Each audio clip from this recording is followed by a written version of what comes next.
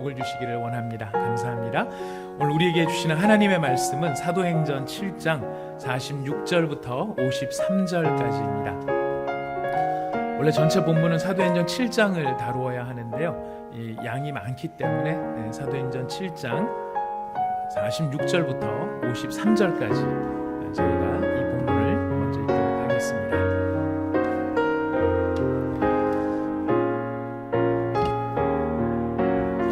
다 찾으셨으면 저와 여러분이 한 절씩 교독하실 텐데요, 저희가 봉독하는 이 말씀은 지금도 살아계신 하나님의 말씀입니다. 제가 먼저 46절을 읽도록 하겠습니다. 다윗이 하나님 앞에서 은혜를 받아 야곱의 집을 위하여 하나님의 처소를 준비하게 하여 달라고 하더니 솔로몬이 그를 위하여 집을 지었느니라. 그러나 지극히 높으신 이는 손으로 지은 곳에 계시지 아니하시나니 선지자가 말한 바 주께서 이르시되 하늘은 나의 보좌요 땅은 나의 발등상이니 너희가 나를 위하여 무슨 집을 짓겠으며 나의 안식할 처소가 어디냐. 이 모든 것이 다 내 손으로 지은 것이 아니냐 함과 같으니라. 목이 곧고 마음과 귀에 할례를 받지 못한 사람들아, 너희도 너희 조상과 같이 항상 성령을 거스르는도다. 너희 조상들이 선지자들 중에 누구를 박해하지 아니하였느냐. 의인이 오시리라고 예고한 자들을 그들이 죽였고 이제 너희는 그 의인을 잡아준 자요 살인한 자가 되나니 너희는 천사가 전한 율법을 받고도 지키지 아니하였도다 하니라. 아멘. 스데반이 이 설교 후에, 오늘 읽은 본문 말씀 후에 바로 사람들의 손에 붙잡혀서 순교의 길을 가게 됩니다. 스데반이 지금 이 사내들인 공회 앞에 섰을 때에 그가 고소를 당하고 고발을 당한 이 상황에 자기가 어떻게 말하느냐에 따라, 또 무엇을 말하느냐에 따라 자기의 생명이 바로 오고 갈 수 있는 절체절명의 순간이요 상황이라는 그 상황 앞에서 지금 스데반이 이야기를 하고 있는 것입니다. 우리 가운데서 이렇게 목숨을 담보로 한, 목숨을 이렇게 내걸고 경각에 달려 있는 상황을 우리가 경험한다는 것이 그렇게 쉬운 일은 아닙니다만은, 예를 들어 보자면은 이런 생각을 해볼 수 있습니다. 아주 중요한 계약을 체결해야 되는 상황에 놓여 있습니다.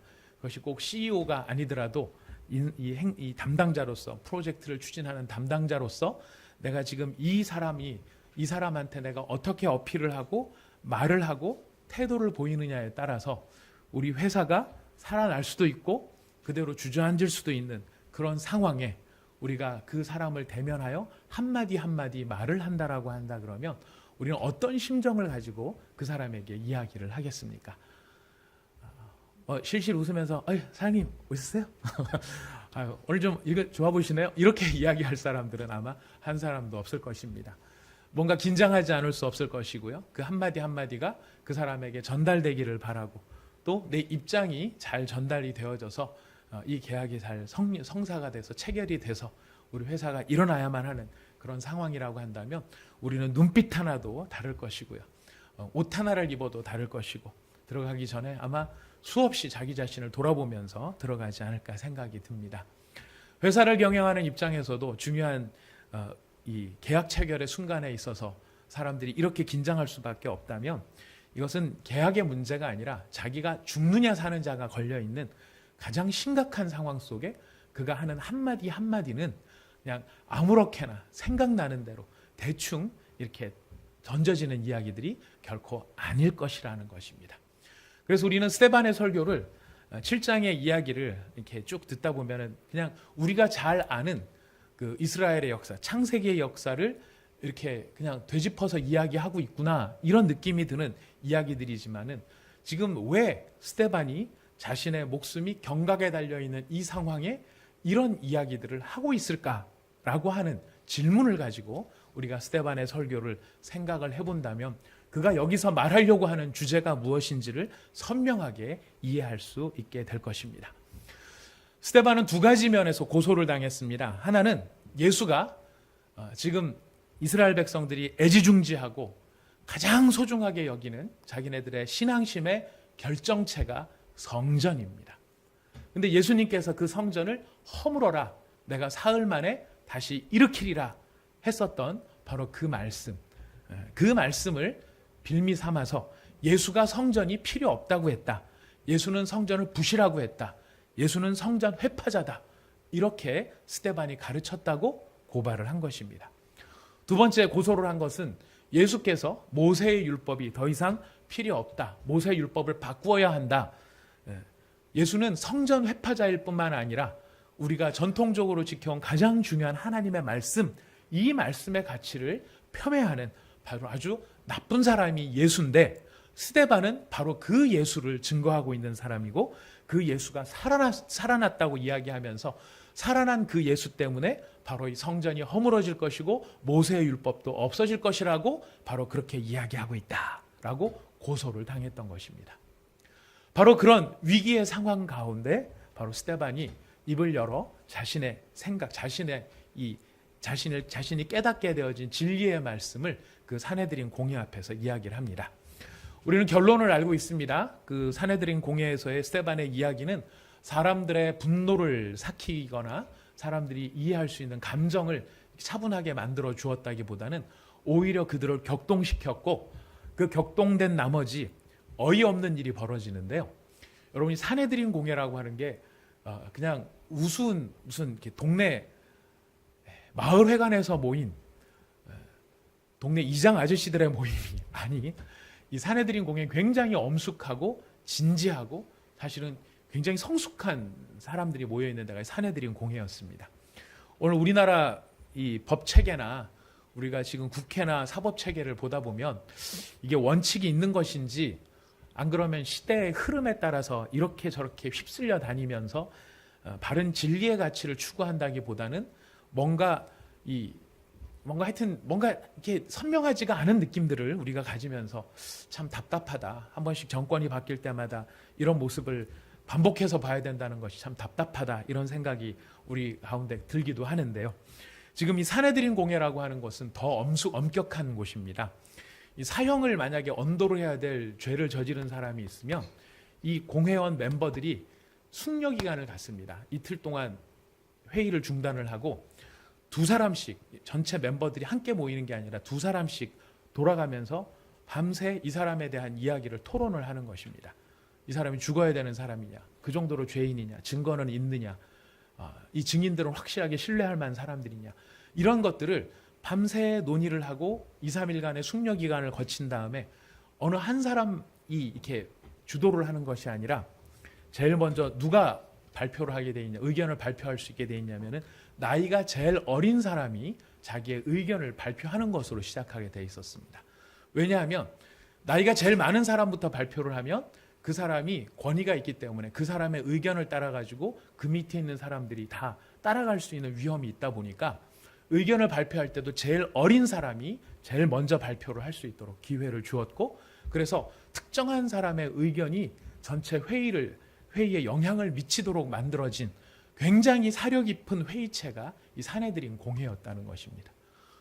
근데 이 사람들이 그렇게 잘 만들어진 시스템이 있음에도 불구하고 그 모든 시스템들을 뛰어넘고 회의고 뭐 숙려기간이고 뭐 없이 스데반이 말이 끝나자마자 마치 그런 법에 대해서 알지 못하는 사람들인 것처럼 스데반의 멱살을 끌고 가서 예루살렘 성 제일 사이드 쪽에 가지고 그를 사형에 처하는, 돌로 사형에 처하는, 마치 법도 없는 사람들인 것처럼 그렇게 행동을 했다는 것입니다.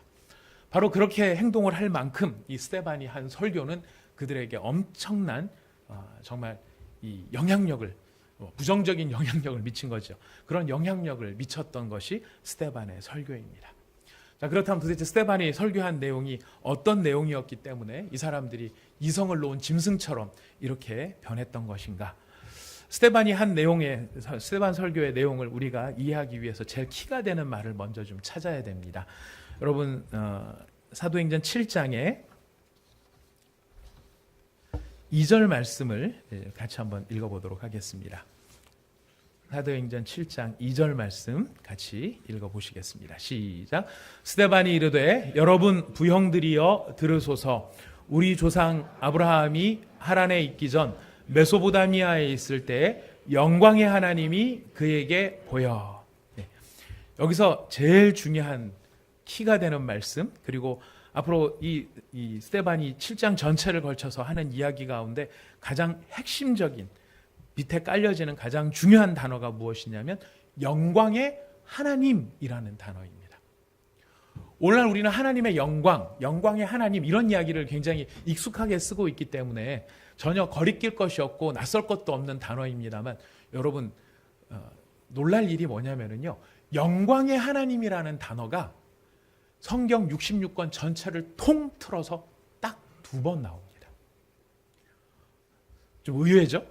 예, 우리는 영광의 하나님을 굉장히 많이 이야기할 것 같은데 뭐 하나님이 영광스럽고 영화로우신 하나님 이런 단어들은 있을지 몰라도 하나님의 영광의 하나님이다, 영광의 하나님이다라고 하는 표현은 딱 2번 나오는데요. 한 번은 시편 29편 3절에 나옵니다.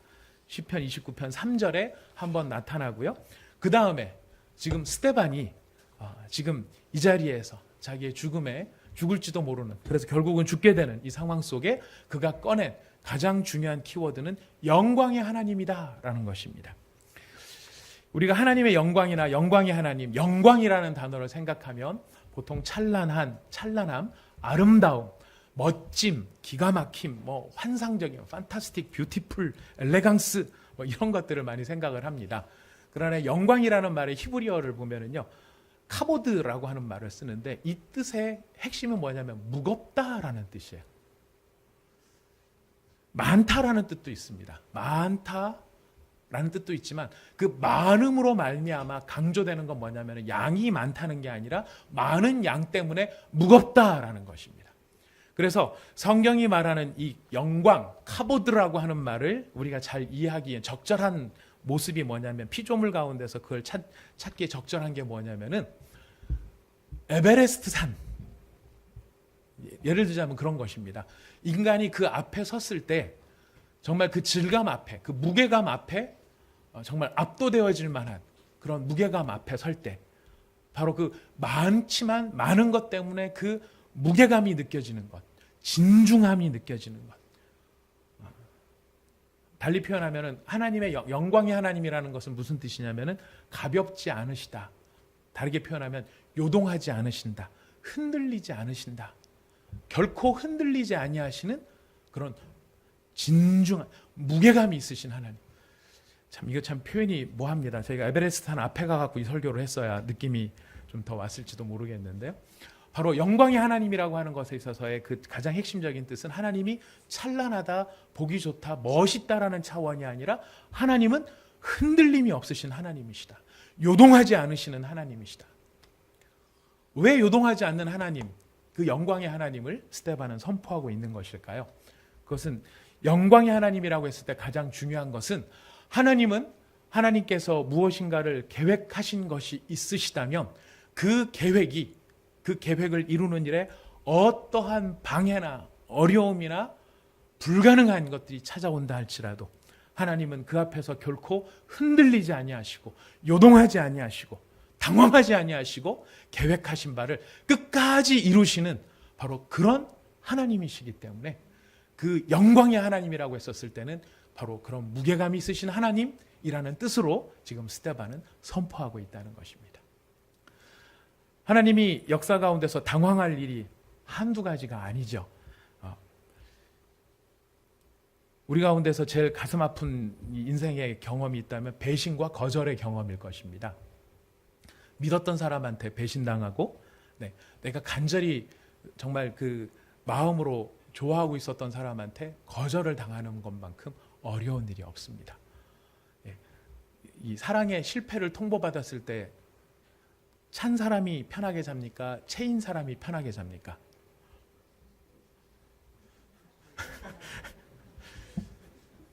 찬 사람이 편하게 잡니까? 채인 사람이 편하게 잡니까? 보통은 채인 사람이 편하게 잔다라고 늘 위로 아닌 위로를 합니다만 현실은 냉혹합니다. 찬 사람이 발 뻗고 자고요. 채인 사람이 원한을 품으며 이를 갈며 잠을 못 자는 것이 채인 사람이 그렇게 자는 것입니다. 거절당했다라고 배신당했다는 건 큰 아픔이죠. 하나님이 인간을 만드시고 온 세상을 만드셨을 때 그 온 만들어진 세상, 가장 아름다운 세상, 그 하나님 보시기에 너무나 좋았던 세상에 가장 결정체요, 가장 훌륭하고 하나님하고 거의 다를 바가 없을 만큼 아름답게 만들어 놓은 모든 피조물을 대표하는 존재 아담과 하와, 그 인간. 근데 바로 그 가장 심혈을 기울인 작품, 그 작품이 자신을 거절하고 자신을 배신하고 떠나갔을 때 하나님 입장에서 그것이 얼마나 당혹스러울 만한 일이고 그것이 얼마나 불쾌한 일이고 그것이 얼마나 진노할 만한 일이었겠느냐 하는 것입니다. 그러나 하나님은 영광의 하나님이십니다. 스데반이 시작하는 이 초반부터 이야기하는 게 뭐냐면 하나님은 영광의 하나님이시다. 무슨 뜻이냐면 그냥 아름답고 멋진 하나님이 아니라 그런 자신을 향해 다가오는 배신과 자신을 향해 다가오는 방해에도 불구하고 하나님은 그것에 굴하지 아니하시고 그것에 요동하지 아니하시고 본인이 계획하신 그 일을 이루시기 위하여 기어이 이루시기 위하여 끝까지 한결같이 어떤 손해를 감수하고도 그 길을 가시는 바로 그런 하나님이시다. 그런 무게감이 있으신 하나님이고 요동하지 아니하시는 하나님이시다라고 하는 것을 스데반은 선포합니다. 스데반은 바로 그 하나님 앞에 서 있는 것입니다.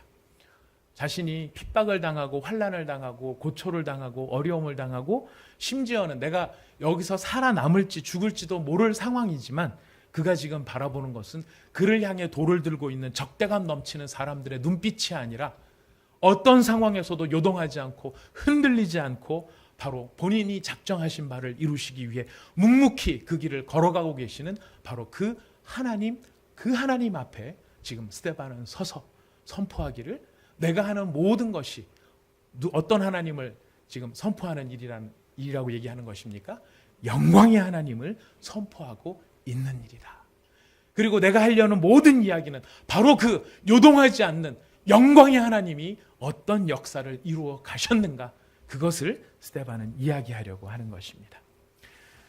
아담이 저지른 죄, 노아의 시대에 있었던 심판이 있었음에도 불구하고 인간은 끝끝내 하나님을 향해서 하나님을 거절하고 하나님을 배신합니다. 하나님께 수많은 기회를 줌에도 불구하고 그 하나님의 기회를 차버립니다. 하나님께서 또 한 번 기회를 주시고 또 한 번 기회를 주시지만 내일 또 기회가 있을 거야 라고 생각하면서 그 하나님이 주신 기회를 너무 쉽게 생각하고 저버리는 인간들, 그 인생들, 하나님이 살아계시면 어디 한번 해보시지 라는 그런 오만함과 교만함과 교활함 속에서 헤매고 있는 바로 그런 인간들, 그 인간들 앞에 스데반은 지금 어떤 하나님으로부터 시작하냐면 영광의 하나님으로 시작해서 그 영광의 하나님이 지금 누구를 택하셔가지고 그 영광스러운 일을 지속하시는가, 첫 번째 등장인물이 아브라함이라는 것입니다. 저희가 다 찾아볼 수 없는 지금 상황이기 때문에 제가 그냥 간략히 말씀을 드리냐면요, 지금 아브라함 이야기를 처음 하는 이유가 어디에 있느냐면 이스라엘의 역사의 시작은 누구로부터 시작되죠? 잘 아시는 것처럼 아브라함으로 시작됩니다. 이스라엘의 역사는 아담으로 시작하는 게 아니에요? 노아는 유대인이었을까요? 아니었을까요? 아담은 유대인이었을까요? 아니었을까요? 아니에요. 다 아니에요. 셈, 함, 야벳도 유대인들이 아니었어요. 다 유대인들하고 상관없는 사람이었습니다. 언제부터 유대인입니까? 아브라함부터 유대인인 것입니다. 아브라함과 그 후손부터 유대인인 것입니다. 근데 하나님께서 그 아브라함을 왜 택하셨느냐? 그냥 우발적으로 그냥 아브라함 너 좀 괜찮네, 마음에 드네, 이게 아니고요. 바로 창세기 3장에서부터 시작된 인간의 죄악, 그리고 11장까지 이어지는 모든 사회적인 재앙, 우주적인 재난, 이 문제를 해결하시기 위한 하나님의 해결책이 누구였냐면 바로 아브라함을 택하는 일이었다는 것입니다. 이 세상을 쓸어버리는 것이 아니라 그 가운데서 한 사람 아브라함을 택하셔서 다르게 살라, 내가 너를 구별한다, 내가 너에게 약속을 준다, 이 땅을 너의 후손을 많게 할 텐데 너는 딱 한 가지 기억해야 될 게 있다. 무엇입니까? 다르게 살아라. 하나님이 아브라함을 통하여 언약의 백성을 세우시면서 그 언약의 백성에게 명하신 것은 다른 것이 아니었습니다. 다르게 살아라였습니다. 어떻게 다르게 살아라 했을까요?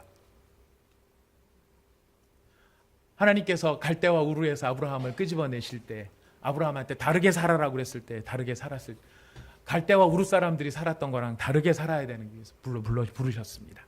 딱 한 가지였습니다. 하나님을 의식하고 하나님을 바라보며 하나님과 동행하는 삶을 살아라. 이것이 다른 삶이다라는 것입니다. 다르게 살아가는, 우리가 세상과 다르게 살아가는 다름의 방식은 딱 하나예요. 누구와 함께 동행하는 삶입니까? 하나님과 함께 동행하는 삶입니다. 하나님이 아브라함을 불러내신 것은 착하게 살아라, 멋지게 살아라, 성실하게 살아라, 뭐 누리면서 살아라, 네 기분 좋은 대로 살아라, 이걸 위해서 부르신 것이 아니에요. 하나님께서 아브라함을 불러내신 다르게 살아라의 삶의 방식의 가장 중요한 키는 무엇이라고요? 하나님과 동행하며 살아라. 바로 그 하나님과 동행하며 살아라, 이 다른 삶이, 이렇게 다르게 살아가는 삶이 하나님께서 새로운 역사를 시작하는 바로 중심이 되셨다는 것입니다.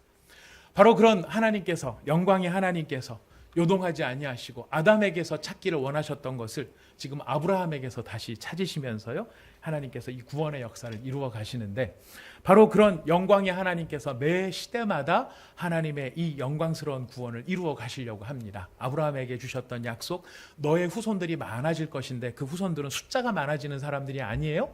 어떤 사람들이냐면 다르게 사는, 다른 삶, 세상과는 구별되어지는 다른 삶을 살아가는 언약의 후손들이 많아지는 것을 하나님은 꿈꾸고 계셨다는 것입니다. 이 삶의 부름은 우리도 동일합니다. 하나님께서 우리 각자를 부르셨습니다. 여러분들을 불러내셨습니다. 우리를 구원하셨습니다. 여러분 한 사람 한 사람 구원받은 하나님의 백성으로 부름받으셨습니다. 왜 부르셨을까요? 왜 부르셨을까요? 다르게 살아라. 딴 게 아닙니다. 다르게 살으라는 것입니다. 어디와는 다르게? 세상과는 다르게. 세상과는 다르게 살아가는 삶의 방식이 무엇입니까? 하나님과 동행하는 삶이에요. 세상의 삶은 하나님이 필요 없는 삶이고요. 하나님을 찾아도 어느 때만 찾습니까? 필요할 때만. 주로 하나님 필요할 때가 언제죠? 내 힘으로 안 될 때. 주로 그럴 때 필요하죠. 그럴 때만 하나님을 찾지, 그거 하나님 들어주시고 나면 자주 잊어버려요. 자, 그런 면에서 여러분 한번 냉정하게 여러분 자신을 돌아보십시오. 여러분은 다르게 사는 삶입니까? 아니면 비슷하게 살아가는 사람들입니까? 자랑은 아니죠? 기억하십시오. 하나님이 우리를 부르신 부르심은 무엇을 위해서 부르셨다고요? 다르게 살도록. 누구를 불러내실 때랑 똑같아요? 아브라함을 불러내실 때랑 똑같아요. 하나님이 꿈꾸는 후손들은, 아브라함의 후손이 많아진다는 것은 아브라함을 닮은 사람들이 많아지는 거예요. 언약의 백성들. 바로 그런 사람들을 하나님이 세우시기 위해서 일을 하시는데요. 그러나 재미있는 현상이 벌어집니다. 지금 스데반의 설교를 통해서 두 사람이 등장을 합니다. 요셉이라는 사람이 등장하고 모세라는 사람이 등장을 합니다.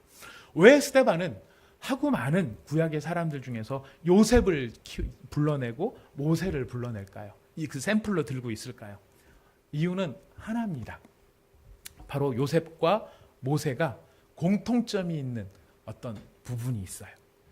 무슨 공통점이 있을까? 이응 시옷이고 미음 시옷인데 초성도 다른데 무슨 공통점이 있을까요? 공통점은 딱 하나입니다. 이른 글자가 두 글자라는 거. 그거 외에는 다른 공통점이 없어 보입니다. 그러나 스데반의 설교에 이 두 사람의 공통점은 이렇게 등장합니다. 우리 7장 9절을 한번 가서 읽어볼까요? 7장 9절 말씀 읽습니다. 시작. 여러 조상이 요셉을 시기하여 애굽에 팔았더니 하나님이 그와 함께 계셨다. 요셉이 애굽에 팔려간 이유는 순전히 이유가 뭐 때문이라는 것입니까? 요셉이 시기를 받았다는, 요셉이 잘못해서 팔려간 것입니까? 물론 우리는 요셉이 성숙하지 못한 모습이 있었다는 건 알고 있습니다. 형들 앞에서 까불락 하다가 이제 형들한테 한번 된통 혼났다. 근데 된통 혼나더라도 여러분, 아무리 동생이 저한테 까불더라도 동생을 돈 받고 노예로 팔아버리는 형들은 없습니다. 지금 이 조상들은 요셉을 시기해서, 순전히 시기해서, 잘못도 있겠지만 그 잘못을 넘어서 시기해서 애굽을 팔았다는 거예요. 자, 그런데 조상들은 시기에서 팔아버린 그 요셉, 그러나 그 요셉과 함께 하시는 분은 누구이십니까? 하나님이 그와 함께 하시더라는 겁니다. 사람들은 그를 버렸지만 누구는 그와 함께 합니까? 하나님은 그와 함께 하시더라는 거예요. 하나님이 함께 하시니까 그 일이 어떻게 변해요? 사람들이 버린 그 요셉이 거꾸로 그 요셉을 통해 사람들이 구원을 받게 되더라 하는 것입니다. 요셉을 등장시키는 가장 중요한 스데반의 이유는 여기에 있습니다. 요셉은 시기를 받아 버림받은 사람이었다. 그는 버림받은 사람이었지만 하나님은 그와 함께 하셔서 버림받아진 그 사람을 통해 자신을 버린 사람들을 구원해 내셨다. 모세가 두 번째 등장합니다. 여러분 딱 느낌이 오지 않습니까? 모세는 희한한 사람입니다. 모세는 역사 가운데서 참 하나님께서 이렇게 역사하실 수 있구나 하는 걸 보여주는 게 대표적인 사람이 모세인데요. 모세는 하나님을 저항하는 이방인 왕이 이 모든 이스라엘 민족들을 없애버리고 싶어하는 마음속에 다 갖다 버리라고 그러죠. 아기를 갖다 버리라고 하는 그 이유 때문에 그게 이유가 돼서 누구의 왕자가 됩니까? 바로의 왕자가 됩니다. 바로가 다 죽여버려라 하는 그 이유 때문에 그거를 모면하려고 시도하던 끝에 희한한 섭리 속에 자신을 죽이려고 했던 왕의 왕자가 되는 아주 희한한 운명을 겪었던 사람입니다. 근데 바로 그 애굽의 왕자가 되어져서 가장 최고의 가장 훌륭한 교육을 받은, 그래서 자기의 민족의 정체성을 깨닫고 내가 이렇게 많이 배운 데가 이유가 있을 거다. 하나님께서 나를 통해서 이스라엘을 구원하실 거다. 이런 생각 속에서 그가 이스라엘을 구원하기 위한 시도를 했지만 하나님 없이 시도한 모세의 구원은 실패로 돌아갑니다. 어떤 실패로 돌아갑니까? 구원받아야 될 백성들한테 쫓겨나는 일을 당하게 되죠. 모세가 미디안 광야로 쫓겨나는 것은 누구에 의해서 쫓겨나는 것입니까? 애굽 사람에 의해서 쫓겨납니까? 이스라엘 사람에 의해서 쫓겨납니까? 이스라엘 사람들에 의해서 쫓겨나게 되는 것입니다. 쫓겨나서 40년간 인생의 죽음만을 기다렸던 소망 없는 노인네한테 누가 찾아오셨습니까? 하나님이 찾아오신 것입니다. 사람이 버린 사람한테 하나님이 찾아오셔서 그를 구원자로 세우십니다. 백성들이 버린 모세를 통해 그 백성들이 구원을 받게 되는 것. 근데 그 모세가 무슨 이야기를 하느냐면 나와 같은 선지자 하나를 장차 일으킬 것이다 라고 이야기합니다. 지금 스데반이 그 이야기를 인용을 하기도 하는데요. 그 37절 말씀, 우리 이거 하나 중요한 말씀이니까 찾아보겠습니다. 37절 읽겠습니다. 시작. 하나님이 너희 형제 가운데서 나와 같은 선지자를 세우리라 하던 자가 곧 이 모세라. 나와 같은 선지자라고 하는 것은 유대인이라는 뜻도 있고요. 뭐 여러 가지 뜻도 있겠지만 어쩌면은 지금 모세가 경험했었던 바로 그 희한한 일들을 경험하는 똑같은 선지자, 바로 그 사람을 이야기하고 있는지도 모르겠습니다. 그 사람이 누구입니까? 예수라는 것입니다. 요셉과 모세의 공통점, 어떤 공통점이 있죠? 사람들에 의해서 버림받았으나 하나님이 함께 하심으로 그 버림받아진 사람이 그 자기를 버린 사람을 구원하는 그 일. 이것이 바로 누구의 모습입니까? 예수 그리스도의 모습이더라 하는 것입니다. 지금 스데반은 요셉과 모세를 들고 나와서 이야기를 합니다. 너희가 이 예수를 핍박하고 있지? 너희가 이 예수를 떠나보내고 있지? 받아들이지 않고 있지? 자, 그런데 이 예수가 과연 어떤 훌륭한 선지자인가? 바로 너희들이 버린, 그러나 너희들의 조상이 똑같이 너희들처럼 행동해서 그렇게 사람을 갖다 버렸지만 하나님이 함께 하심으로 말미암아 그를 거꾸로 자기를 버린 그 사람들을 구원하는 구원자로 세우신 그 역사가 바로 이 시대 가운데서 일어나는 것이다 라고 지금 스데반은 이야기하고 있는 것입니다.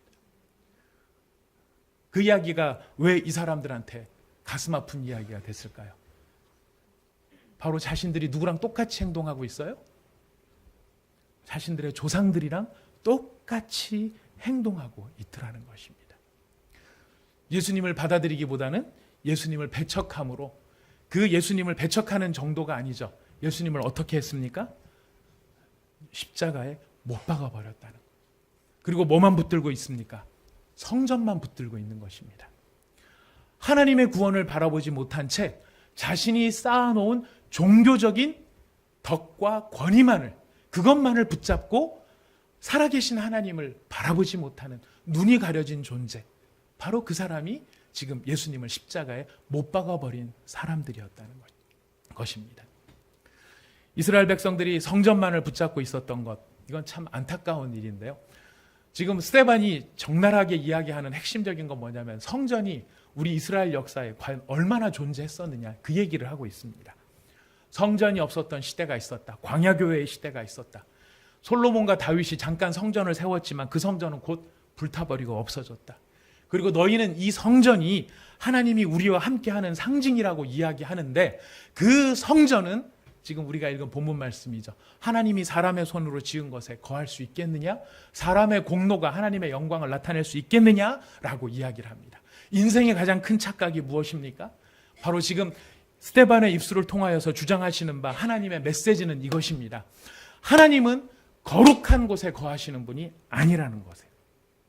이건 또 무슨 말일까요? 하나님은 거룩한 곳에 임재하시는 분이 아니라는 것입니다. 뭔 얘기를 하고 싶은 걸까요? 하나님은 거룩한 곳에 임재하시는 분이 아니라 하나님이 임재하시는 곳이 거룩한 곳이다.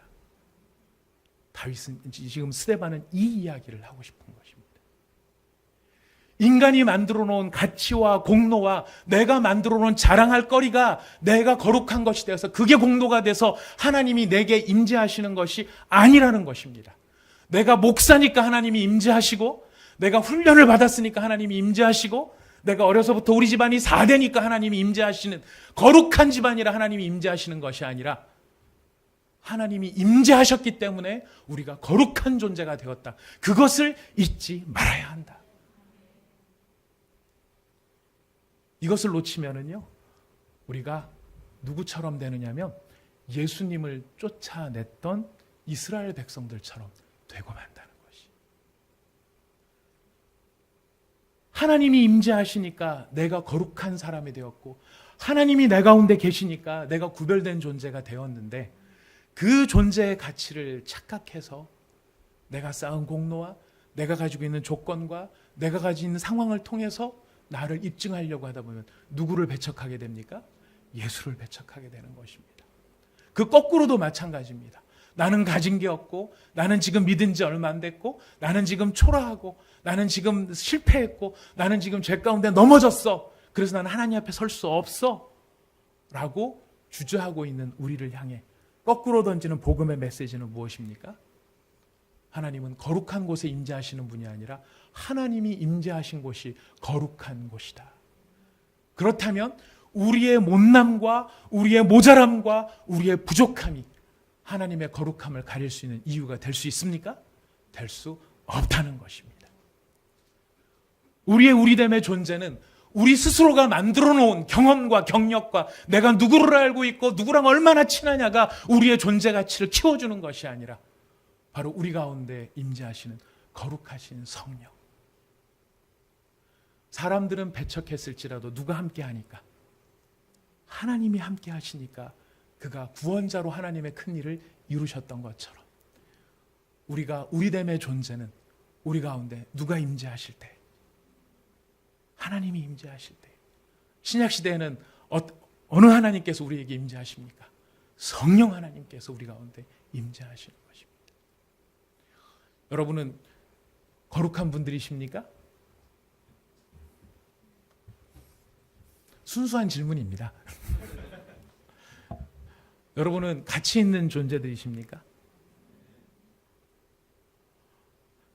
이 대답이 자신 없는 이유는 어디에 있으시죠? 다시 한번 여쭙겠습니다. 여러분은 가치 있는 존재이십니까?